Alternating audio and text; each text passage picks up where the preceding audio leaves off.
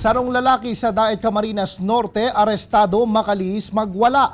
Lalaki naghanap subuot nin dinosaur sa sarong tindahan nin inihaw na manok. Uyan report ni Rosie Nieva. Si Isay ang mahuna na sa aroal daw na pagluluto nin roasted chicken kan tindahan na ini sa Banuaan kan Daet Camarines Norte, sarong customer an madulok sa inda asin mahanap nin dinosaur. Asin kan da ima itao kan manhamiento kan tindahan an pigahanap ka ini, dumana ini nagpuo na magpasaway. Pinagtripan pa kan nasambitan ng lalaki an ibang mga customer na nakapila sa lugar. Alagad nagtutubod ang empleyado kan tindahan na nang titrip sa naan lalaki hulit na mahihiling sa CCTV footage sa lugar na igwapa ining kaibanan na saro pang lalaki na nagbe-video sa iya.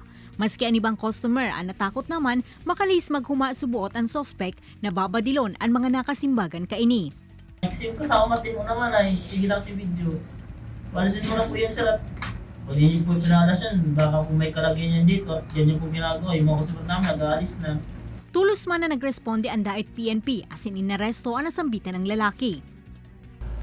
Tindahan ito ng lechona ng manok o ito yung datang natin yung haring manok, ang problema naman itong bumibili, ang hinahanap na bibili ay dinosaur.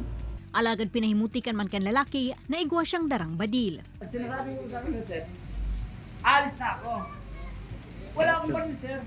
Sa ngunya, nasa kustudiya na kan PNP ang suspect mantang posibleng mahampang sa kasong grave threat asin alarm and scandal. Nagpatanid man ang mga otoridad sa publiko na dai pagibuhong suba ang mga siring na insidente na pwedeng magdara ng takot sa mga tao. Ini si Rosie Nieva, Balitang Bicolanja.